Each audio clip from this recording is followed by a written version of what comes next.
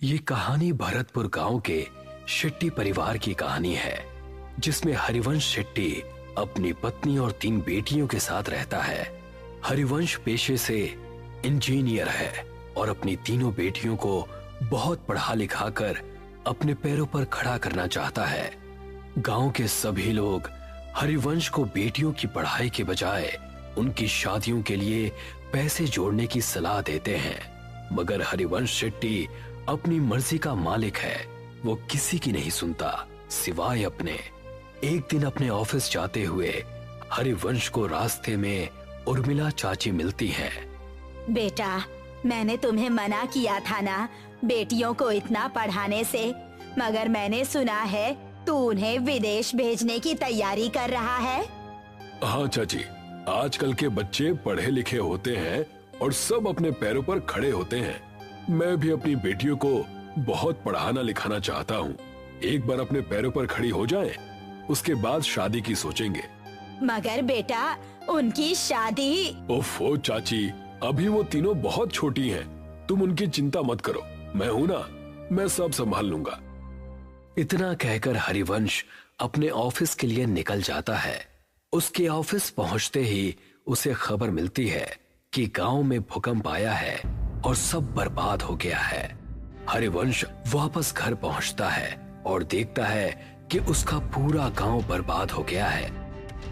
अरे ये सब क्या हो गया? मैं तो लुट गया, बर्बाद हो गया। अब कैसे सब हो पाएगा? मेरी बेटियां कैसे विदेश जाएंगी और आगे की पढ़ाई करेंगी?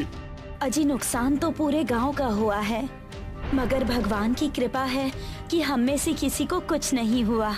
सभी लोग जल्दी से जल्दी गांव को खाली कर दो। सरकार ने कहा है यहाँ अभी और बड़े भूकंप आने वाले हैं। देखते ही देखते पूरा गांव नदी पार करने के लिए इकट्ठा हो जाता है। सभी नदी के किनारे खड़े जिट्टी का इंतजार करते हैं।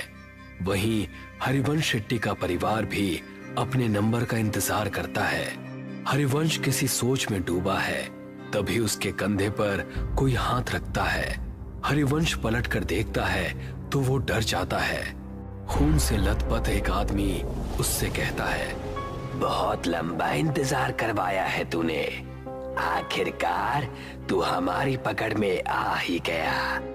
हरिवंश उस आदमी को देखकर डर जाता है। वो आसपास देखता है, सभी लोग नॉर्मल हैं। ऐसा लगता है जैसे हरिवंश के अलावा किसी और को वो आदमी नजर ही नहीं आ रहा। कौन हो तुम और मेरा इंतजार क्यों कर रहे थे? आत्मा कुछ कहती कि तभी हरिवंश की सबसे छोटी बेटी उससे कहती है, पापा, हम कब से यहाँ इंतजार कर रहे हैं। सबका नंबर आ रहा है, मगर हमारा बोट में नंबर ही नहीं आ रहा। अब तो मुझे बहुत जोर से भूख भी लग रही है। क्या दिन देखने पड़ रहे हैं ना इंजीनियर। जब अपनों के साथ कुछ बुरा होता है ना, तो हमें कहीं चैन नहीं मिलता। सही कहा ना मैंने? मगर तुम हो कौन और मुझसे क्या चाहते हो? तभी हरिवंश की नजर नदी के बीचों बीच चल रही नाव पर पड़ती है, जहां से बहुत चीखों की आवाजें आ रही हैं। नाव नदी के बीच हिचकोले खाने लगती है। तभी हरिवंश की नजर नदी में कुछ आत्माओं पर पड़ती है, जो जेट्टी से कुछ लोगों को पानी में गिराने की कोशिश कर रहे हैं। जो आदमी नदी में गिरता जाता है, वो आत्माएं एक एक करके उनका गला मरोड़ती, तो कोई आत्मा किसी का खून पीती है। इतना भयानक मंजर देखकर हरिवंश मन में सोचता है, शायद इन आत्माओं को आदमियों से प्रॉब्लम है, इसीलिए ये सिर्फ आदमियों को मार रही हैं। अगर मैं मेरे परिवार के साथ गया तो ये मेरे साथ साथ उन्हें भी नुकसान पहुंचा सकती हैं, जो मैं बर्दाश्त नहीं कर सकता। इतना सोचते हुए हरिवंश वहां से उल्टा गांव की तरफ भागना शुरू करता है और उसके परिवार वाले उसे वापस आने को कहते हैं। अरे, वहाँ कहाँ जा रहे हैं आप? गांव में खतरा है, लौट आइए। हाँ पापा, वापस आ जाइए ना प्लीज। वहाँ मत जाइए, मत जाइए ना पापा, वापस आ जाइए ना। मगर हरिवंश किसी की नहीं सुनता और गांव के अंदर भाग जाता है। वो जैसे ही गांव में जाता है वो देखता है वहां कोई नहीं है। एकदम सन्नाटा छाया हुआ है। हरिवंश अपने उजड़े हुए गांव को चारों तरफ से देखता है। तभी उसे एक आत्मा उसकी ओर दौड़ती हुई नजर आती है। हरिवंश अपनी जान बचाकर वहां से भागता है। भागते भागते थक जाने के बाद हरिवंश एक सरकारी स्कूल की बिल्डिंग के बाहर बैठ जाता है। वहां भी उसे सब उजड़ा हुआ दिखता है। तभी दो छोटे बच्चों की आत्मा हरिवंश के पास आती है और उससे कहती है, अंकल, हम तो मासूम से बच्चे थे ना, आपने हमें क्यों मार दिया? अब आपका नंबर है। मैं इन बच्चों को क्यों मारूंगा भला? मैं खुद बेटियों का बाप हूँ। हे भगवान, ये सब क्या हो रहा है मेरे साथ? वहाँ मेरा परिवार भी अकेला है। मुझे लगता है इन सबको कोई गलतफहमी हो रही है। हरिवंश ऐसा मन में सोच रहा होता है कि तभी एक भयानक औरत की आत्मा वहां आ जाती है और हरिवंश से कहती है, जब अपने परिवार से इतना प्यार करते हो तो दूसरों के बारे में कभी क्यों नहीं सोचते? अब तुम मरोगे और बहुत बुरी मौत मरोगे। हरिवंश ये सब देखता है और फिर इधर उधर भागने लगता है। वो भागते भागते वापस नदी के किनारे आ जाता है, मगर इस बार वो देखता है कि वो जहां खड़ा है वहां कोई भी नहीं है।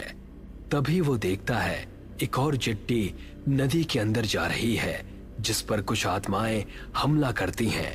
हरिवंश को ये पहले समझ में नहीं आता। तभी वो देखता है कि गांव की तरफ से दौड़ती हुई आत्माएं हरिवंश के पास आ रही हैं। अब मेरा बच पाना मुश्किल है भगवान, मेरे परिवार का ध्यान रखना। तभी सामने से आती हुई आत्माएं उस पर जैसे हमला करती हैं। हरिवंश का पांव टकराता है और वो गिरते गिरते बचता है। वो अपनी नजर घुमाता है तो वो देखता है कि नदी पर एक पुल बना हुआ है।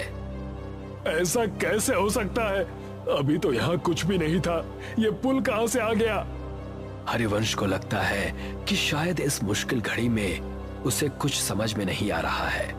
ये पुल पहले से ही यहाँ होगा, मगर उसने नोटिस नहीं किया। हरिवंश बिना कुछ सोचे समझे उस पुल पर चढ़ जाता है और वहां से दूसरी तरफ भागना शुरू करता है। भागते भागते वो ब्रिज के सेंटर में आ जाता है और यहाँ पहुंचते ही उसकी नजर नदी की दूसरी तरफ पड़ती है जहाँ उसका परिवार उसे बुला रहा है। हाँ सुधा, मैं आ रहा हूँ। हाँ बेटा, मैं बस अभी आया। हरिवंश जैसे ही कुछ कदम पुल की दूसरी तरफ दौड़ता है, उन दो बच्चों की आत्माएं उसके सामने आकर खड़ी हो जाती हैं। वो उन्हें देखकर डर जाता है और पलट कर देखता है। वो देखता है बहुत सारी डरावनी आत्माएं उसे घूर रही हैं। नहीं, अब मेरा बच पाना मुश्किल है। मुझे तो मेरा कसूर भी नहीं पता है। पता नहीं ये सब मेरे पीछे क्यों पड़ गए हैं। तभी उनमें से एक आदमी की आत्मा हरिवंश को कहती है, मैं इसे छोड़ूंगा नहीं। इसकी वजह से मुझसे मेरा परिवार छिन गया। इस आदमी का जिंदा रहना बहुत खतरनाक है। अगर आज हमने इसे छोड़ दिया तो ना जाने ये कितने और लोगों को मौत के घाट उतार देगा। मुझे छोड़ दो। आप सबको कोई गलतफहमी हुई है। मैंने किसी का कुछ नहीं बिगाड़ा। तभी एक दूसरी आत्मा हरिवंश के पास आती है और कहती है, हरिवंश, तुम्हें याद है जब सरकार की तरफ से तुम्हें सरकारी स्कूल बनाने का ठेका नहीं मिल रहा था तो तुमने पैसे देकर वो टेंडर अपने नाम पर ले लिया था। तुम वो 5 साल पुराने टेंडर की बात कर रहे हो? हाँ, क्योंकि मुझे वो प्रोजेक्ट किसी भी कीमत पर चाहिए था। मेरी बेटियां शहर में पढ़ने जाती हैं और वहाँ की फीस बहुत ज्यादा है। मैं गांव में रहने वाला इंजीनियर भला उनके सपनों को कैसे पूरा कर पाता? तो मैंने रिश्वत देकर वो टेंडर अपने नाम करवा लिया था। मगर किसी को इस बात से क्या प्रॉब्लम हो सकती है? हरिवंश के ऐसा कहते ही वो स्कूल के बच्चे उसके सामने आकर कहते हैं, अंकल, अगर आप वो टेंडर नहीं लेते तो आज हम जिंदा होते। इसका क्या मतलब है? इसका सिंपल सा मतलब है अंकल कि आपने बच्चों के भविष्य का ध्यान रखा। मगर गांव में रहने वाले गरीब परिवार के बच्चों का ध्यान नहीं रखा। तभी आपने टेंडर अपने नाम किया, मगर उसमें भी पैसा बचाने के चक्कर में आपने घटिया मटेरियल का यूज किया, जिसकी वजह से हमारा स्कूल बिना किसी वजह से ही टूट कर गिर गया और हम जैसे सैकड़ों बच्चों की जान चली गई। ये सुनकर हरिवंश का मुंह खुला का खुला रह जाता है। वो कुछ कहता कि तभी एक औरत हरिवंश के पास आती है और उससे कहती है, इंसान नहीं राक्षस है तू। मेरे बच्चों और मेरे पति को खा गया, अब तू मरेगा। तेरे घर वाले तेरे मरने का तमाशा देखेंगे। उन आत्माओं की भीड़ में से 2 आदमियों की आत्माएं निकलती हैं और हरिवंश को हवा में उल्टा लटका देती हैं। उल्टा लटका हरिवंश उनसे कहता है, मेरी गलती माफी लायक तो नहीं है, मगर फिर भी मैं आप सबसे हाथ जोड़कर माफी मांगता हूँ कि मेरी भूल को माफ कर दो। तभी आत्माओं की शक्ति से उल्टा लटका हरिवंश गोल गोल चक्री के जैसे घूमने लगता है। तूने कोई भूल नहीं की इंजीनियर, तूने तो सब सोच समझ कर किया है और जो तूने किया है ना उसे पाप कहते हैं। पाप की माफी नहीं होती, उसकी सजा होती है जो अब तुझे हम देंगे। नहीं नहीं, मैंने कुछ भी जानबूझकर नहीं किया, प्लीज मुझे माफ कर दो, प्लीज जाने दो। हाँ, आज तुझे इस दुनिया से भेजने ही तो आए हैं। तू शायद भूल रहा है इंजीनियर, तूने गांव का सिर्फ वो स्कूल ही नहीं बल्कि म्यूनिसिपल का हॉस्पिटल भी बनाया था। गांव में ऐसे कई छोटे बड़े प्रोजेक्ट हैं जो तूने पूरे किए थे।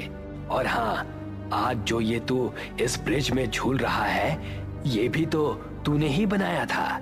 तुझे अंदाजा भी है कि तेरे बनाए गए सभी प्रोजेक्ट्स का एक जैसा ही हाल हुआ है, तो तू एक दो नहीं बल्कि हजारों मौतों का अकेला जिम्मेदार है। ये सब सुनकर हरिवंश को अपनी सारी काली करतूतें याद आ जाती हैं और वो उन सब से कहता है, हाँ, मैं सब कुछ स्वीकार करता हूँ, मैं सारी गलतियां मानता हूँ, मैं इन सब का दोषी हूँ। मगर हर माँ बाप अपने बच्चों की खुशी के लिए कुछ भी करता है, तो मैंने भी मेरे बच्चों के भविष्य के लिए ऐसा किया था।